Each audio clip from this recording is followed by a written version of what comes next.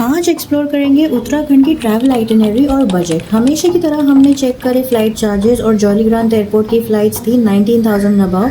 Comparatively Delhi की flight charges से काफ़ी ज़्यादा, दिल्ली इज़ 5,700 एंड अबाव।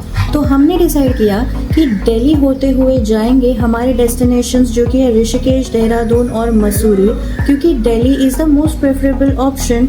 और वैसे भी हम दिल्ली भी एक्सप्लोर करते हुए थोड़े बहुत सीनिक ब्यूटी वहाँ की भी ले सकते हैं। तो हम पकड़ते हैं फ़्लाइट दिल्ली की मुंबई से और फिर उतरते हैं दिल्ली में। Hi guys, it's a safe landing by Air India successfully. See? Delhi land करते ही हम एयरपोर्ट एक्सप्रेस मेट्रो पकड़ के पहुंच जाते हैं हमारे दिल्ली के चेक इन में, और चेक इन करके थोड़ा फ्रेश होकर हम निकल जाते हैं कन्नॉट प्लेस एक्सप्लोर करने के लिए। कन्नॉट प्लेस में सेंट्रल पार्क हम लोग एक्सप्लोर करके उधर की सीनिक ब्यूटी और सनसेट व्यूज़ एंजॉय करके लाइव म्यूज़िक को एंजॉय करते हुए जनपद मार्केट पहुंचते हैं। जनपद मार्केट के थोड़ी बहुत शॉपिंग और एक इंटरेस्टिंग सा कलेक्शन एक्सप्लोर करने के बाद हम जाते हैं एक्सप्लोर करने के लिए एक अंडरग्राउंड मार्केट जो कि है कन्नॉट प्लेस में ही, पालिका बाज़ार में, और वहाँ पर आपको बहुत इंटरेस्टिंग विंटर कलेक्शन देखने मिलता है। और फाइनली हम पहुँचते हैं इंडिया गेट जो कि है इंडिया का प्राइड दिल्ली में, और इंडिया गेट में हम अपना डे 1 एंड करते हैं। और डे 2 में हम निकल पड़ते हैं चेकआउट करके दिल्ली से हरिद्वार की ट्रेन पकड़ने के लिए। और दिल्ली टू हरिद्वार की ट्रेन में हम हमारे ब्रेकफास्ट को एंजॉय करते हुए फिर उतर कर वहाँ से हम एक बस पकड़ के ऋषिकेश पहुँच जाते हैं। डे 1 में लेट होने की वजह से हम कुछ भी नहीं एंजॉय कर पाते।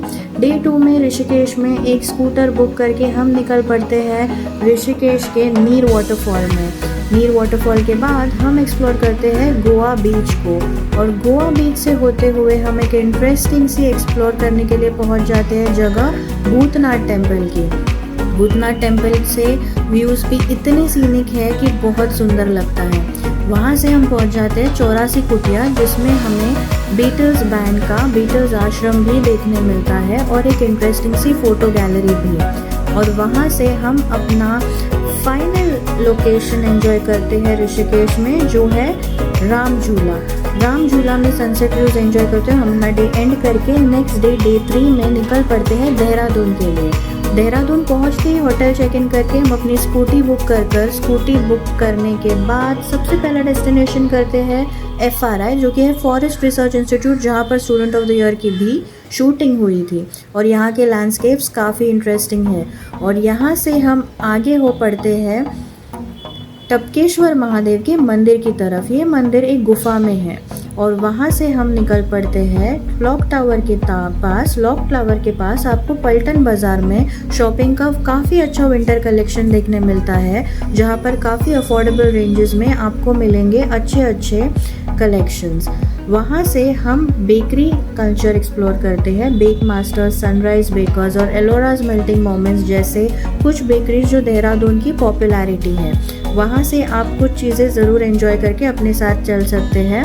और नेक्स्ट डे अर्ली मॉर्निंग हम निकल पड़ते हैं मसूरी की तरफ। मसूरी के सनराइज़ व्यूज़ एंजॉय करते हुए ब्रेक थोड़ा सा लेके हम एक अच्छे से सीनिक कैफ़े में बैठकर फिर वापस निकल पड़ते हैं हमारे मसूरी के होटल की। दिन भर वेदर के साथ एडजस्ट होके शाम को हम मसूरी का फर्स्ट लोकेशन करते हैं, दैट इज़ झूला घर।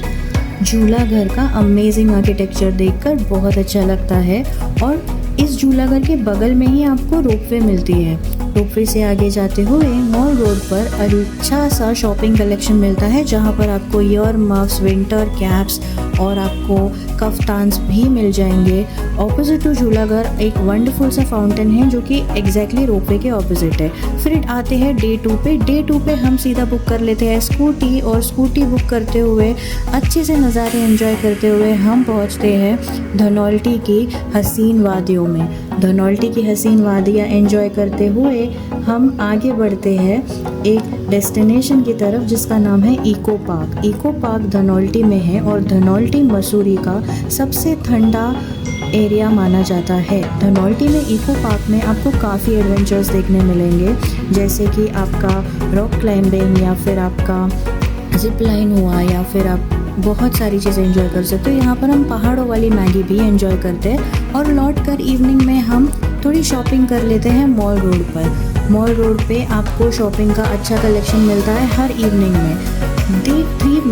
मसूरी में फिर से स्कूटी बुक करके निकलते हैं अटल उद्यान की तरफ, जिसको कंपनी गार्डन भी बोला जाता है। यहाँ पर एक सुंदर सा फाउंटेन है और इस फाउंटेन के आगे अगर आप जाओगे तो आपको एक अच्छा सा आर्टिफिशियल वाटरफॉल भी देखने मिलेगा। लोकल आउटफिट में अपनी तस्वीरें खिंचाना मत भूलिए। आगे आप जाते हो टिबेटन मोनेस्ट्री में, जो कि एक बहुत सुकून भरी जगह है, और उसी के बगल से आप ऊपर जाते हो दलाई हिल की तरफ।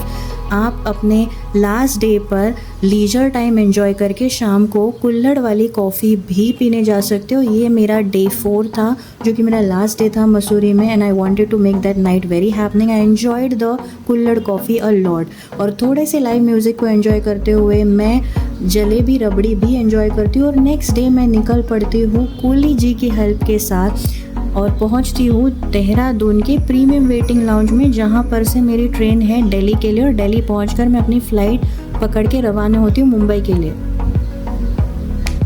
How does it feel like to get home? Mussoorie की 4 डिग्री के बाद मुंबई की 29 डिग्री। पसीना देख रहे हो चेहरे पे, ये हालत हो जाती है सारी ब्यूटी की। Now let's look at the trip budget. Flight round tickets costed us 11,875. Intercity train and bus transports costed us 5,769.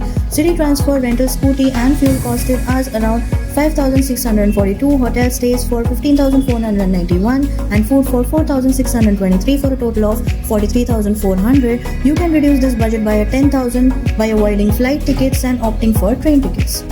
Well, having that said, we are done for the day. I hope you have liked the video. Then please do like, comment, share, subscribe to my channel. I'll see you soon in the next one.